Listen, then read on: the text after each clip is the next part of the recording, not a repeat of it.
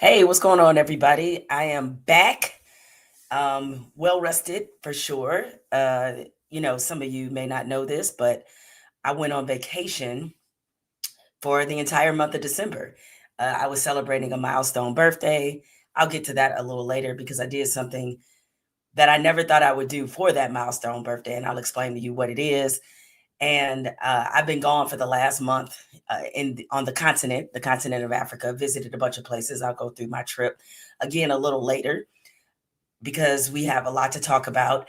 And one of the reasons I wanted to go specifically away for a month because I told my husband that he asked me what I wanted to do for my birthday, and I told him I was like, "Hey, I want to be gone a month. That's what I want to do." And he made it happen 100%. And a big reason, uh, you know, that I wanted to be gone away from the month is because I just felt like I kind of needed a break from a lot of the things happening here. Not just a break from our news cycle, which we know is just hour's worth of news is enough to fill. I mean, an hour's worth of news in America. I'm trying to think of the best way to put this. Is so much chaos happening in this country that you just don't get a break. Mentally, you just do not get a break. It's just nonstop. Now, I admire the people who are able to to come or to live in an existence where they don't pay attention to the news, where they don't pay attention to social media, where they go to their social media feeds and they're looking at kittens and cats playing in nature. I wish I could be one of those people, but unfortunately I'm not. Some of it is by nature a profession. When you're a professional journalist, naturally you pay attention to the news cycle. Now, of course, I have an excuse because I could do just sports if I wanted to. I could just only pay attention to John Harbaugh being fired, or as is the case today, Mike McDaniel being fired. And that could be my entire existence if I wanted it to. But I don't think that we can afford to do it. And especially as a taxpayer, as a concerned citizen, and as someone who loves America, it's impossible to do that. So certainly I felt like I needed a break from this country, but I also needed a professional break. I needed to reset, revamp, replenish, and restore. And what better time to do that than around your birthday, especially if, like me, you were happened to be blessed to be born in December. So that month was a very specific, purposeful timeline. So I have been back officially. Today is what, Thursday? I've been back in this country for 2 days. 2 days. And the amount of shit that's happened in 2 days is insanity doesn't even cover it. So I'm going to begin with, of course, what everybody is talking about right now, and that is Renee Good, a Minneapolis, a U.S. citizen who is in Minneapolis, her being killed by ICE. And based off what I've seen from the footage, I would say Renee Good was murdered by ICE from what I've seen. And of course, for those of us who were here in 2020 and knee deep in all the things that were happening beyond just the pandemic, naturally this evokes a lot of what was experienced with George Floyd. But this is different in a lot of ways. Not different because it's a worse tragedy. I don't like to play the tragedy Olympics necessarily. It's an equally alarming tragedy, all rooted from the same place.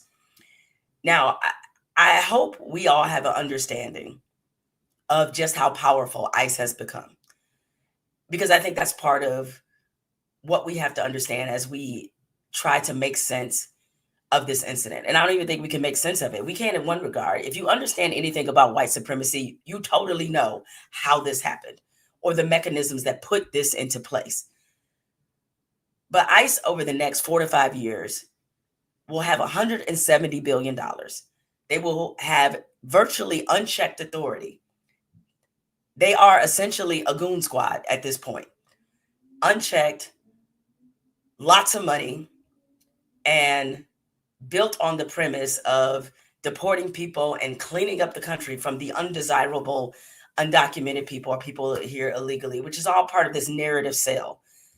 And I want you all, before I start talking about the unfortunate news that happened to Renee Good, to take a look at something that I think is important as we put this into context about ICE. Now, this is a nifty little graph that I found about ICE, and about its unprecedented annual budget growth. All right. Under ICE, that arm of the government has gained $37 billion. It eclipses the budgets of every domestic law enforcement agency. All right. And if you look here, this is ICE's budget versus the countries of other defense budget. ICE has a bigger budget just by themselves than the entire defense budget of Italy, Israel, the Netherlands, Brazil, Switzerland, Algeria, Spain, Taiwan, Paraguay, Iran, Singapore, Morocco, Sweden, and Indonesia. That's multiple countries. ICE alone, that's the kind of budget they're dealing with.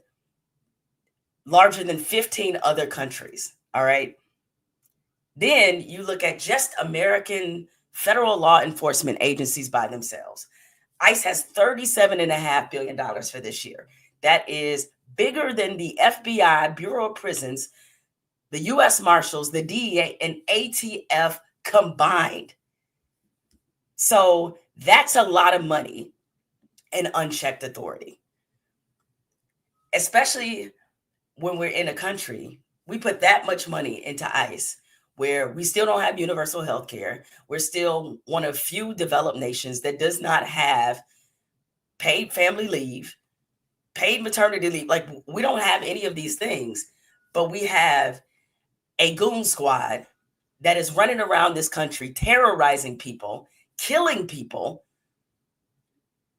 And they have a budget that's bigger than the U.S. Marines. That's where we are.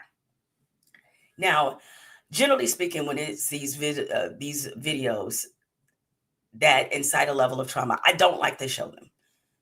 Because one, I'm afraid we'll become desensitized and it'll be just another video. I was afraid of that with George Floyd. I was afraid of that with Ahmaud Arbery. I was afraid of that with Breonna Taylor. It's like, as we see more of this, that it's going to become normalized just by the sense that we're seeing more of these things. So I'd like to be a little more judicious in it.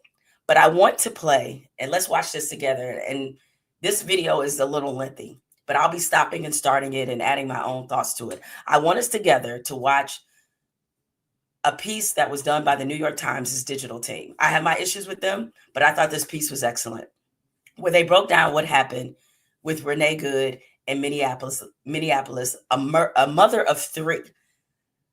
So she had two children from her first marriage. She had a 6-year-old with her second marriage, and she was a widower. I believe that her second husband is no longer with us.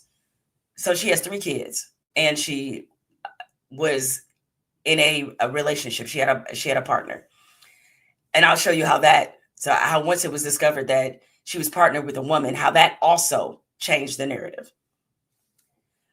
But I want us to watch this video with the New York Times that the New York Times has put together, analyzing this incident together. Because once again, there are a lot of people out there, despite the fact that we can all see what happens in this video, they playing in our face and telling us that what we see is not what actually happened.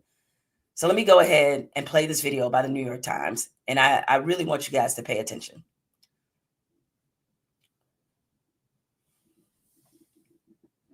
On Wednesday, in Minneapolis, a federal agent fatally shot a motorist, 37-year-old Renee Nicole Good. Trump administration officials said these were, quote, defensive shots, fired because the officer was being run over. And a woman attacked them and those surrounding them and attempted to run them over. But our analysis of bystander footage, filmed from different angles, appears to show the agent was not in the path of the victim's SUV when he fired. Now, I want to stop it there because it's important that we understand how many times have we seen this before.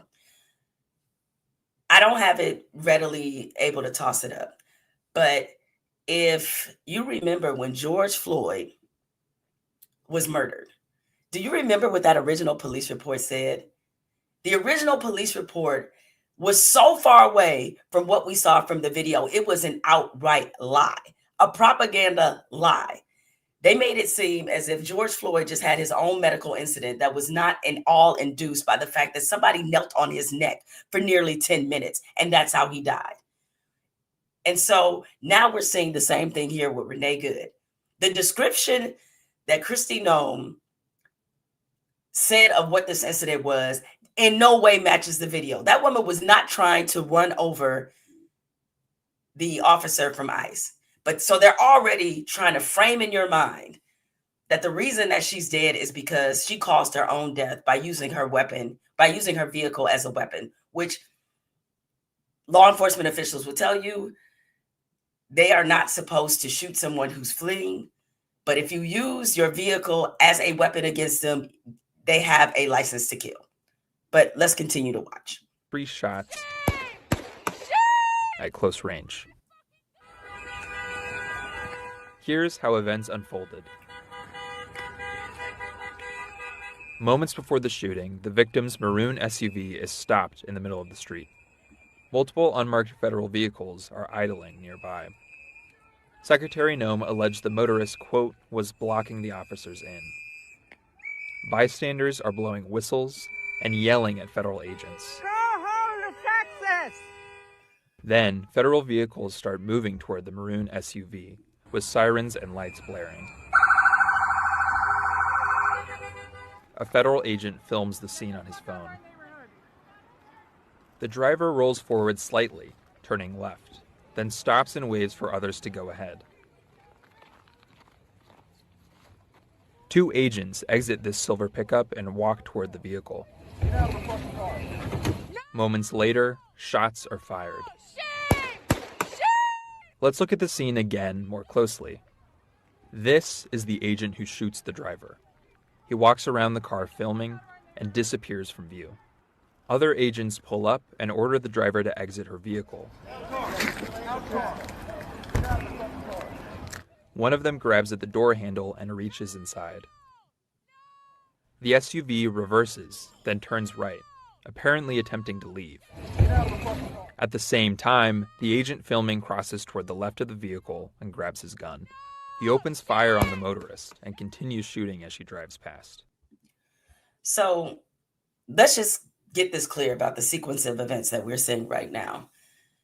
She is clearly just trying to escape them, because I don't know about you all, but I'd probably be pretty terrified if a man wearing a mask with a gun, and while they may appear to have on some law enforcement gear, coming at me, I think I'd be pretty terrified in that case.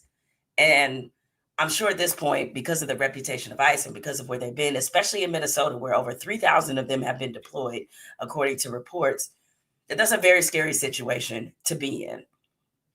And if this officer really felt like he was in danger, I'm wondering how he's filming, because I hope y'all peep that. He's filming at the same time. All she does is turn her wheel, and he has that gun ready to kill her. He shot her in the face. Like, that wasn't a situation where he was trying to neutralize.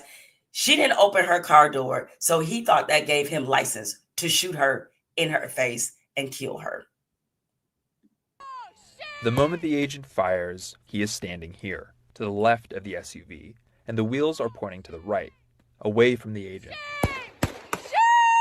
This appears to conflict with allegations that the SUV was ramming or about to ram the officer. President Trump and others said the federal agent was hit by the SUV, often pointing to another video filmed from a different angle. And it's true that at this moment in this grainy low-resolution footage, it does look like the agent is being struck by the SUV. But when we synchronize it with the first clip, we can see the agent is not being run over. In fact, his feet are positioned away from the SUV. The SUV crashes into a white car parked down the road. A bystander runs toward the collision. The federal agents on scene do not appear to rush to provide emergency medical care. Eventually, the agent who shot the motorist approaches the vehicle. Seconds later, he turns back around and tells his colleagues to call 911. Shame! You shot someone! You shot someone! Agents block several bystanders who attempt to provide medical care, including one who identifies himself as a physician. I go check a pulse! No! Back up! Now! So that last part that you saw, you have a man who says that he's a physician and he wants to just go check her pulse, and they say no, which is also something they're not supposed to do. At this point, and especially given the fact we've had this conversation a million times in this country about law enforcement, and I hate to have to make this disclaimer, but I think it should be obvious. No, not all police officers, not all those in law enforcement are bad people. Not all of them are dishonest. Not all of them use Americans as target practice. This is all very true. But the structure of the system, especially with ICE that they are a part of, lends itself to this kind of recklessness. What we already know from what's been reported about ICE is they're not exactly getting the best in the best. They're not exactly getting highly trained, qualified people who should be in law enforcement, particularly since they dangled a $50,000 bonus and also the ability to perhaps excuse your student loans. It is inviting and wants to have the kind of people, a member of this law enforcement agency that are reckless, that have a disdain for its own citizens. Like, you can't say you're protecting America when you hate the people that you're protecting. And it's very clear in a lot of these situations, they hate the people that they're protecting. So you have this rogue law enforcement force that, again, is well funded and supported by a government that has made it clear that there are certain people in this country that are the enemy just simply because of what they look like. The Supreme Court gave ICE the ability to racially profile, meaning that they could stop anybody on the street that they feel like doesn't fit the description of who is supposed to be an American. And I think you all can guess who that is. And it's not just Latinos. It is also Black people. It's also any of us. As I saw someone say on social media in the last day or so, is you might not be the appetizer or the entree, but you definitely on the menu. So American citizens are also on the menu because this woman is an American citizen. She's a white woman living in Minneapolis who I believe is originally from Colorado. Mother of three. That's who became the target in this. And she became the target because when you have people who are amped up on this much power and have an administration that has told them that they have full immunity from whatever they're doing, this is exactly what you get. This is exactly what you get. And I have a feeling in the years to come, when there are documentaries done and deeper reporting done about who exactly is part of ICE, where we've heard about them assaulting people that they've detained, physically assaulting them, sexually assaulting them. We've heard all of these horror stories already. You're going to find out that a lot of these people had no business at all being put in a position to, quote, protect citizens. And the shame of it is, especially for those of us, who are Black, who have been speaking about these kind of law enforcement abuses for years, if not decades, if not centuries,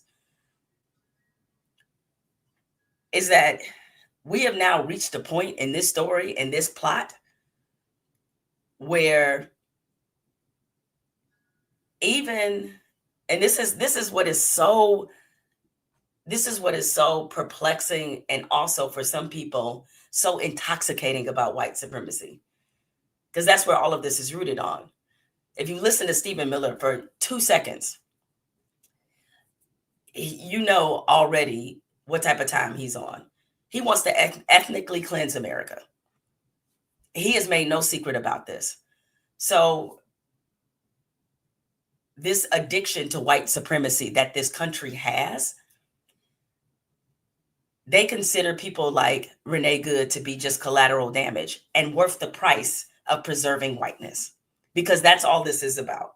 Not just specifically, whiteness as a concept, but also specifically white male dominant power. That is all this is about. I don't have it up, but you guys can go look at it on X. But Elon Musk, literally, I think it was today or yesterday, he agreed with and retweeted somebody who said that there needs to be white solidarity, because if white people lose control, essentially what's going to happen to them is the same kinds of crimes and oppression that they have inflicted on everybody else, which is really what this entire experiment has been about. I wouldn't even call it an experiment. It is, the way of life in America. It is what it is. And white people can try to deny it and run from it, but I got way too many receipts, way too much evidence. It's too many books that have been written about this. Is that this entire exercise, this show of force, it's about instilling fear, instilling order, and instilling submissiveness. Because they want people to be scared. They want people to fear what's coming next, because then you won't challenge authority. And in a way, that is what Renee Good was doing. She was challenging the authority of what was happening, and it cost her life. And so what we're going to find out as this continues is that this component of the government, let me just go off on a quick tangent. I remember, I don't know if it was AOC, as in Alexandria Ocasio-Cortez, the congresswoman from New York. I don't know if it was her, but I feel like she was among the earliest that was calling to abolish ICE or defund ICE. And naturally, of course, that is like red meat to people, because people hear about defunding or abolishing or a law enforcement agency, and everybody gets in their feelings about it, because, of course, naturally in this country, we have been taught to give police the utmost respect and authority. So challenging the police is always, for a politician, considered to be a bad idea. And a lot of people came at her. And this is where, to me, the Democrats often lose. It's like they take these centrist positions of trying to toe the line, and it leads to such supreme ineffectiveness. And especially when it comes to trying to really destroy these systems of oppression. Now, don't get me wrong. I'm not saying that we shouldn't have any mechanism of law and order. We need law and order. We need standards, but we also need due process. We also need to feel protected and safe in our own country, and not as if somebody could just simply pull us up out our vehicle for asking a question or for defying an order. Defying an order shouldn't result in you being shot twice in the face. And so, but that's the level of authoritarianism, that we're in right now. Is that anything considered to be defiant of what we see happening, the injustice that we see happening right now? There are too many people in this country that feel like you deserve to go out like Renee Good. Much to that point, the narratives are already starting on her, because, as I mentioned, she's a member of the queer community, or at least has a partner. And as soon as I saw that detail, I already knew where it was going. And Jesse Waters, who is a Fox News commentator or analyst or anchor, who I think is a despicably horrible person, because that's who he shows him to be basically every night on Fox. Peep what he said about Renee Good. Was a self-proclaimed poet from Colorado with pronouns in her bio. A 37-year-old white woman named Renee Good. The Daily Mail says she leaves behind a lesbian partner and a child from a previous marriage. She was a disruptor, though she considered herself a legal observer. But there's no evidence she had a law degree. So basically, according to Jesse Waters, because she's a lesbian and used the pronoun, then she deserved to be shot in the face. I mean, coming from him, I'm not surprised. Because again, he's a despicable person who just continually shows himself to be a horrible human being. I mean, and so now they can sell that narrative, is that she was some kind of the president, the vice president of the United States already referred to this woman as a raging leftist. We don't know anything about her political beliefs, nothing. And to be clear, one of her neighbors, who is also a friend, was interviewed about who Renee Gold was. And even, by the way, even if she was a leftist and, you know, she, I don't know, what kind of, like, even if she was a leftist who was somebody who, a tree hugger, or whatever the way you want to describe, or whatever visual cues come to mind when you think about a leftist, even if she was that, she didn't deserve to get shot in the face twice like that. She didn't deserve to be murdered on the street, even if she was all those things. And so even worse was the Vice President of the United States, J.D. Vance, calling her a radical and an extreme leftist. I'm old enough to remember when Hillary Clinton had to basically go on an apology tour for calling those people who supported Trump deplorable. But the vice president and the president himself can call people on the left scumbag. He can call them radical. He can say any manner of words that he wants to say about people on the left. And people on the right will often come back and say, oh, I've heard worse from Democrats. And then they start referring to some comments on social media. See, the difference is Joe Biden wasn't calling the right some of the names that they might get called on on social media. Kamala Harris wasn't calling them that. You have the two most powerful people in the country saying that some of their own citizens are scum. And when somebody gives them the mildest criticism, they want to then start lecturing people about how words matter. Didn't we just have this whole discussion after Charlie Kirk about words and toning down, the rhetoric in this country? Didn't we have that whole discussion where Republicans lecturing people about their words? But it's okay to call, again, a portion of the country all of those things that I just said. See, this is what I'm talking about. Y'all call us Nazis. Okay. Again, when you point to me the place on the map where Joe Biden ever called people who support Donald Trump Nazis. If I missed it, I will gladly apologize. And you guys, because some of y'all can't critically think because you're used to your teacher in school, because she often would hand you your paper face down. You don't understand the difference between somebody with a dog avatar on Twitter calling you or calling J.D. Vance or Donald Trump or anybody else a Nazi versus the president of the United States and the vice president. There's a very big difference in that. So you have two people and many of the Trump administration, from Vance to Trump to Stephen Miller, who express their hatred towards Democrats all the time. They don't even think Democrats and leftists should be able to exist in the same country as them. They don't even think they deserve to be here. So you can spare me your lectures about how people should talk about one another. So in the aftermath of this woman's death, to be calling her some of the things that she's been called is disgusting. Period, point blank. I don't care if she had 37 names in her or 37 pronouns in her profile. She could have had he, she, we, they, us, them. I don't give a damn how many pronouns it was. Don't care.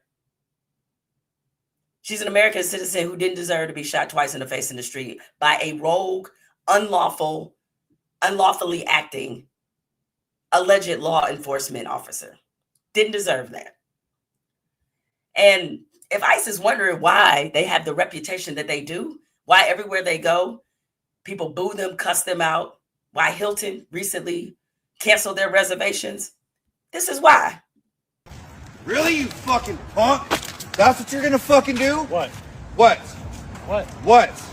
Do you know what Back the fuck up. is that is for? Back up. What is that for? Back up. What is that for? Back up. What is that for? Back up. You're gonna push me? What is that for? Back up. What was that I don't for? give a fuck. You don't give a fuck about Back her? up. Bro, this is why we're here. Back up. This is why we're here. Back up. What's her name? Renee Good? Back up. And you fucking, that's a memorial to her. That's a memorial to her. No, it's good. You're a fucking coward. Fuck you guys. You're a You piece guys of are shit. Nazis. You fucking proud Shame of on yourself? you guys. Fucking shame on you You're a guys. fucking punk. Really? Go and put your fucking That's what they fucking want to do. You're a little bitch. Fuck you guys. Find that fucking badger, a coward, you little You cock. guys are going to hell. Renee Good is a mother that is standing up for our rights and was murdered. She was a Why the legal fuck? observer. Why we're here is because of cowards like you. So it's bad enough this woman has been killed. So then people, of course, feeling very emotional, they build a memorial for her, this makeshift memorial, and the ICE agent goes and just kicks it over. To which I say, why? Why? Why? It's like, to quote my colleague at The Atlantic, who wrote this wonderful piece that I strongly recommend you guys read one day, "The Cruelty is the Point," where he talked about how this administration, it isn't just about laws and policies and inflicting the most damage. It's making sure that all of these laws, policies, and mechanisms inflict the most cruelty on top of the damage.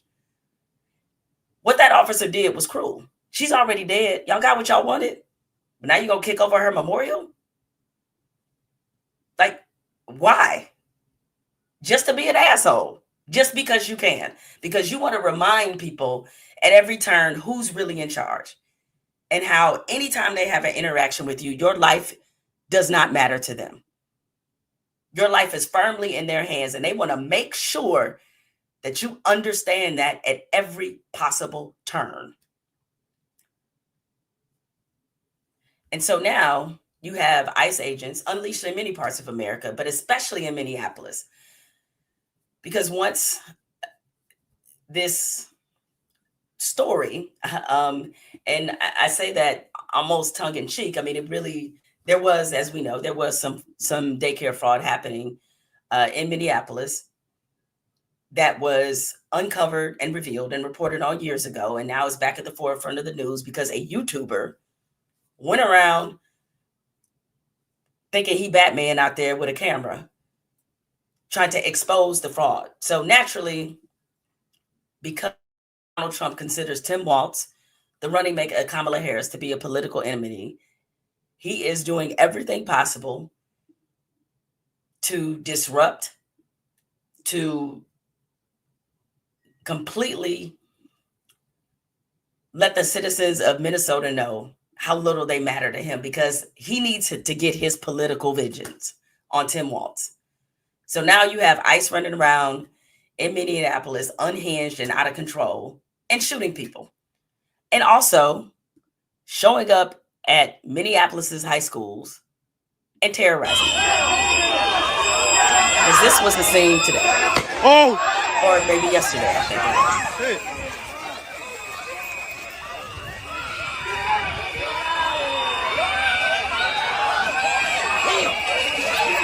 These bitch ass niggas, bro. That was a grenade. That was a tear gas grenade. Damn. Stay back. Come on, guys. I don't want you guys to get hurt. I need a bear tackle that in football, bitch. Guys. Don't antagonize them. They literally just killed someone. Where kill you? Fuck you. Guys, let's Fuck you. You guys are fucking murderers. gotta go inside. You guys gotta go.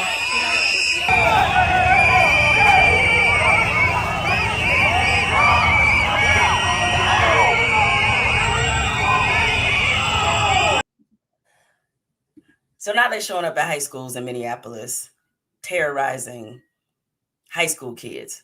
That school had to cancel classes the rest of the week because of the way they showed up, tear gassing people, trying to agitate and make sure, again, that they remind people that they can do whatever they want to them and there is no recourse. None. You know, I've stopped asking that question. Is this the society we want to live in? I have stopped asking that question. I used to ask that question a lot after these kind of incidents, like, oh, you know, trying to appeal to, you know, the better nature of everybody. But I stopped asking that question. Is this the type of society that we want? Because I think we've already given people the answer. And I hate to sound like a pessimist and sound like someone who has no hope. It's not that I don't have any hope. It's just that I'm very realistic. And I think the country has made a choice. People keep saying this like we're at some kind of crossroads, that we got two paths we can go, America, this way or that way. But we already chose the path. Not everybody, but the path has already been chosen. And so if we are under the illusion that all this stuff just magically goes away when Donald Trump is out of office, I think you are delusional. It is not going away. I mean, as it is, there's some form of this and worse forms of this that we've had to contend with in this country for centuries. We've been dealing with this for a long time. So this idea that we were ever close to being rid of it is just historically not true, because we were not. But now we're in a new phase of this, where between technology, media, the fact that so many of our laws, so many of the decorum that we've seen exhibited in our lifetime, that we were depending on something to hold up against an assault by someone like Donald Trump and his administration. The institutions, though, are just institutions. They need people inside of them who actually care about them to enforce the principles of what this country is about. So, America, I hate to tell you, but you already made the decision about what kind of country we are and who we really are. That decision has been made. And now we're just going to have to live out the consequences of that decision. Because right now, I just don't see how, at least in my lifetime, I don't see how we get out of this. Because Donald Trump may be the person who engineered it, but his ideas and what he's implemented aren't new. These are old standing ideas that have always stood the test of time in this country. Go back through Project 2025 and you will see the plan is firmly laid out. About half of it is complete, much like everybody told you was going to be the case. And so, yeah, it is going to be almost impossible for us to dig out of this. The office of presidency has changed. Our politics have changed. Now that we have probably given billionaires more money and more leeway and leverage than they've ever had, why would we expect that just removing one person, this is all going to go back to whatever you consider to be normalcy anyway? It's not. It's too late for that. And ICE is just a manifestation of all those things.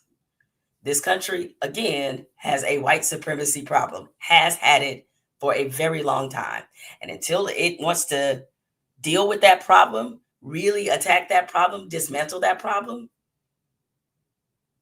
America made the choice, and it chose white supremacy. So here we are. Now, on top of all those things, now that there's going to be a full wage campaign of, again, them trying to convince us that what we see is not what we saw. If you're expecting any semblance of justice, it's not happening. Nothing's going to happen to that officer. There's still a great deal, or many people, who support the behavior and actions of ICE. And as we've seen too repeatedly in our politics and with the way citizens absorb politics, it's all fine and well till it comes to your doorstep. So I don't know how many doorsteps ICE has to come to, because J.D. Vance made an allusion to the fact that they hope to one day have enough ICE officers so that they can come door to door. I'm sorry, what? So, yeah. Like this isn't normal, but it's the new normal, if y'all get my drift. The new normal is you have to accept this authoritarianism. as we are reminded by Trump supporters all the time, this is exactly what I voted for. Okay. Y'all gonna deal with it a lot worse than you think you will. That's for sure. So I'm saddened by this and even more saddened about the narratives. But unfortunately, we've seen this before where, Renee Gold is about to become, her character is going to be attacked just by the simple fact that she's a lesbian. She's married to a woman. All those things are going to be on the table. So I fully expect that she will undergo the same treatment that George Floyd did. And we've, again, seen this movie many, many, many times before. And it's sad. But unfortunately, we've seen intent on repeating the same mistakes that we always do. All right. It's no easy way to pivot after talking about something so heavy and serious, but I wanted to start to that before I got to some lighter things. Because I certainly don't want to end this live on a depressing note.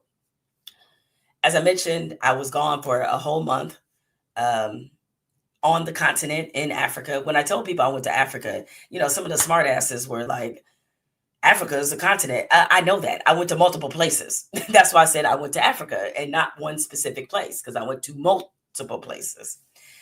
So started the journey in Cape Town, South Africa. I've been to South Africa. The last time I was there was 15 years ago. And my husband surprised me by taking me to Cape Town, because when I was there in South Africa 15 years ago, I went to Johannesburg. I went to a lot of other places in South Africa, but I never got a chance to make it to the Cape. And because of that, he knew I wanted to see Cape Town in particular. So I was very surprised. Obviously, it was a wonderful surprise. But before, as I said, this is a milestone birthday for me. And the milestone is I turned 50. I'm not ashamed of it. It's a number that doesn't scare me in a lot of ways. I am happy I am still here, because there's a lot of people who aren't. A lot of people wish they could have made it to 50. So I am embracing all of this. And to set the table for this trip and everything, one of the things that I wanted to do was embrace this next stage of my life as really confronting some of the things that made me uncomfortable. One of the biggest things that made me uncomfortable is I hate taking pictures. And I know you guys may see me in pictures and I may be smiling like, oh yeah, this picture's great. Trust me, I can't stand taking pictures. So I said, you know what? I can't stand taking pictures, but I firmly believe in the Ferris Bueller principle. Great philosopher, Ferris Bueller. And he said, you can never go too far. So not only did I want to do a photo shoot for my 50th birthday, something I would have never wanted to do at any age, is I said, instead of just a regular photo shoot, I'm going to get naked and do a photo shoot. I mean, it's an absurd idea. Of course, I talked to my husband about it. And I said, I think I want to do a naked photo shoot. And he was really supportive. And he said, hey, if that's what you want to do, hey, I support you. And I explained to him the context. Okay. It was going to be more implied nudity, not like full on, we going out, not Hustler magazine nudity, but implied nudity. And I also wanted him to sort of be a model for me, which he was. And so I did it. My birthday is December 21st. So on December 21st, I released this photo. This is me buck naked. And again, not something I ever thought I would do, but I was like, all right, let's kick off 50 by doing something bold and daring. And so that was my bold and daring step into my 50s, is by doing an implied nude photo shoot. As you can see, you see some stuff, you don't see the good stuff. And this photo shoot, we were probably doing it, man, that was a long day. That was a really, really long day. And of course, as you noted, I changed my hair and everything. And so that's not to say I'm done with braids. I may go back at some point, but for right now, I'm gonna ride this wave and see what happens. uh, well, you can't tell my husband because he knows he was actually there at the photo shoot. So there's nothing he doesn't know. And you're right, I am a Sagittarius, and this is big, big Sag energy for sure. Um, and so, yeah, that was sort of like my 50th birthday present to myself is to be naked. Now, as you'll see, my husband, as I said, he definitely knew this is so we did the Janet Jackson. So this is some of the behind the scenes footage of it where my husband is holding the girls. Okay. So again, he was fully on board with me doing this. And I really appreciated his love and support. A lot of men wouldn't have gone for it. And I wanted to make sure that he was comfortable with it. Because if he wasn't, then I wasn't going to do, I would have never done it. But he was completely comfortable with it. And so that made me comfortable with it. But what's not comfortable is when you're sitting on a concrete floor for like 4 hours trying to do this. And it is not easy at all. And then my leg is twisted in that way for hours. But I was so glad that I did this. I was very nervous, despite the fact I picked my team of who would do this. Shout out to my girl, Kai Bird. This is Kai Bird for photography.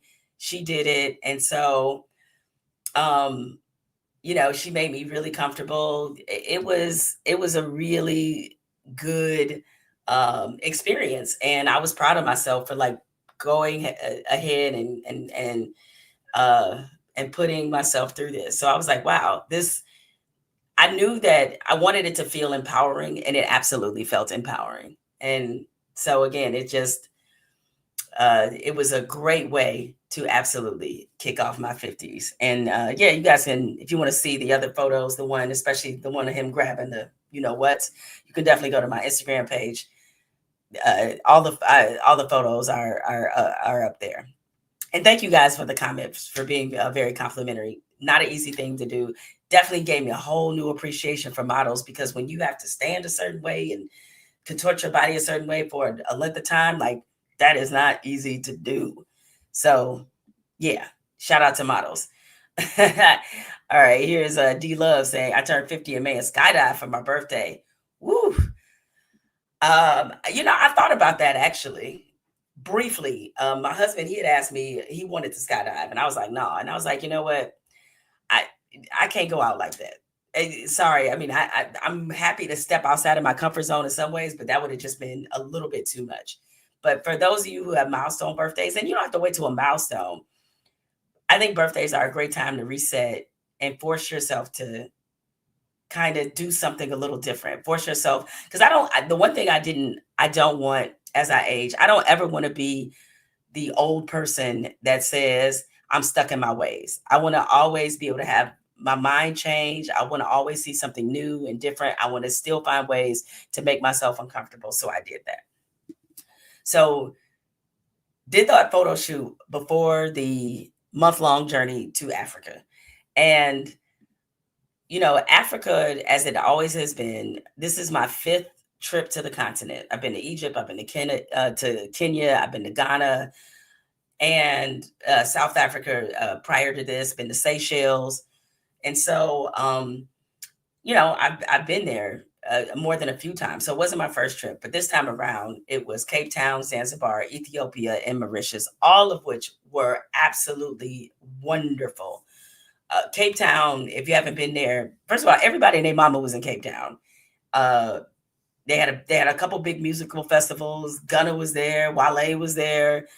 A ton of people from America were in Cape Town because I spent New Year's Eve there and a little bit past that, and also about the first, second week of December, I spent in Cape Town, and I didn't realize that we were going to take over in that fashion. Zanzibar, absolutely beautiful. Oh, I was asked, how was the food? Okay, so let me tell you about the food and all the food was excellent across the board. Cape Town is a crazy good food town. I am now firmly putting that on the list of top international food cities I've ever been to. I'm not saying that it's number one. It definitely made the top 5. The seafood is incredible. I mean, it's right there off the ocean, right? So you would expect the seafood to be great. I had, what was it, king clip fish, ate lobster for days. And as you imagine, like the prices there are friendly to American dollars, that's for sure. And so I had a ton of excellent food there. Went to Robben Island, where Mandela was in prison, and maybe one of these days too, because I don't want this live to go on too long. It is interesting, and I noted this before, but it's changed even more so in the second trip to South Africa. So when I was there before in South Africa, Mandela was still alive. Being back there now, let's just say the opinions on Nelson Mandela by the Black people in South Africa, specifically Cape Town, have changed a lot.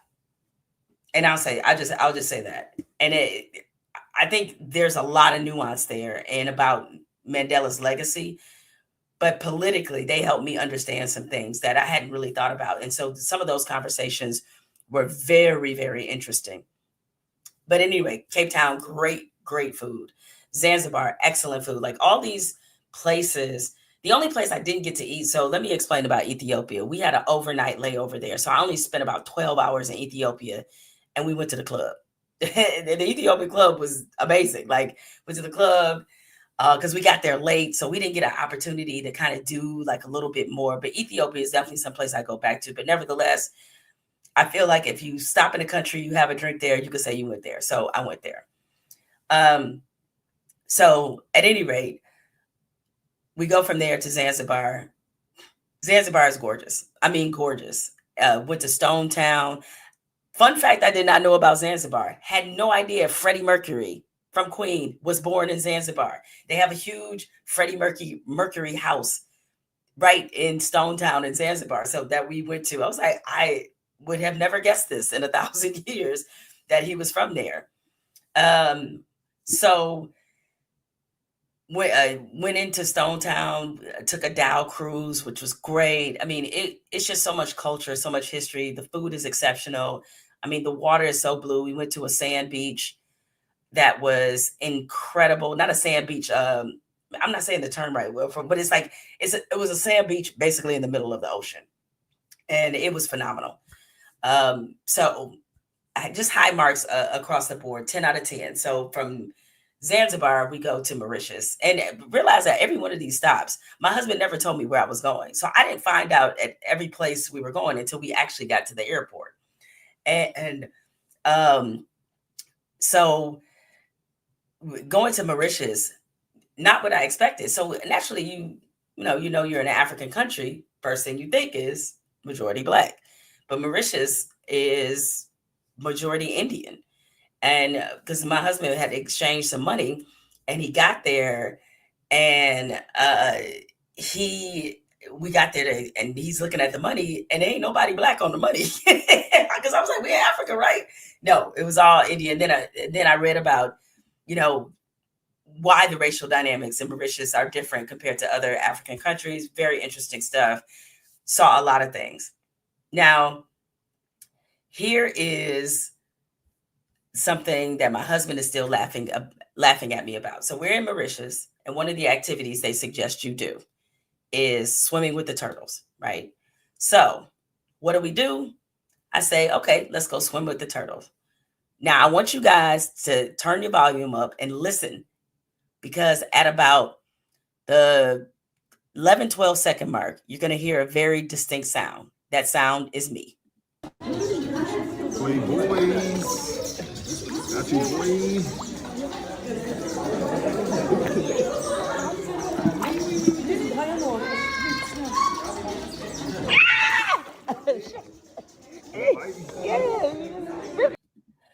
Did y'all hear that scream?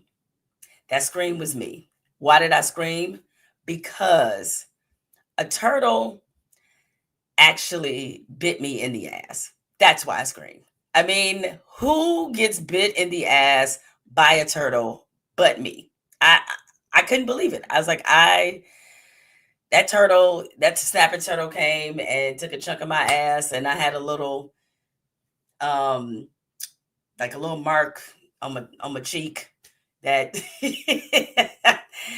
yeah. I mean, it happens to the best of us, but yes, because so as you see in the water there, what we're doing is like where they give you a container of food, right? So they give you a container of lettuce because turtles are vegetarians, by the way, in case you didn't know. And they see the food and they come running, and so they surround you. And as much as you think, yeah, that would be cute to swim with some turtles, you surrounded by turtles, and them things is snapping like they going for it.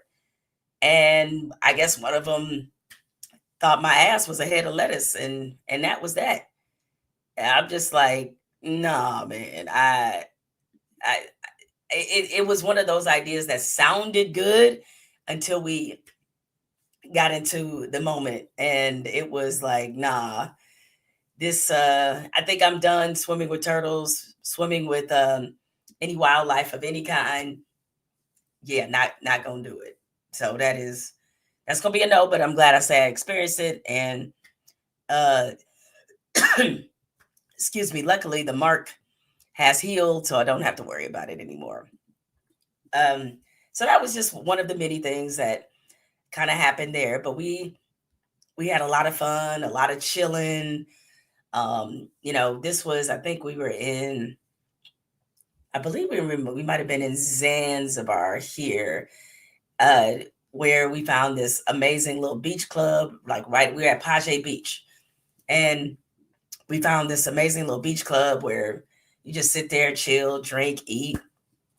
It was really phenomenal. So I feel rested. I feel relaxed. I was right on the beach in Mauritius. I mean, we just had a heck of a good time. So yes, I am happy. I'm relaxed. I'm ready to confront and talk about and discuss this crazy place called America, which I see hasn't changed much in a month. But anyway, you guys will be hearing more from me. I have some big announcements coming up. I want to say that before I get out of here, including 2 podcasts that I will be launching. So stay tuned for more. Also, we'll be launching a newsletter. Oh, wait, let me answer this question real quick. Workout regimen. You mean on vacation? I worked out once. My husband worked out twice. That was not the plan, but nevertheless, that became the plan. I actually bought more workout clothes. And then I was just like, you know what? I'm going to just chill. But anyway, I have some big projects coming up that I can't wait to clue you guys in on in the podcast space. So look out for that. But until then, everybody try to stay level. We got a lot going on, but maybe one day we will figure it out. So y'all be easy. Make sure you like, subscribe, tell a friend. Love you all, and I'll see you soon.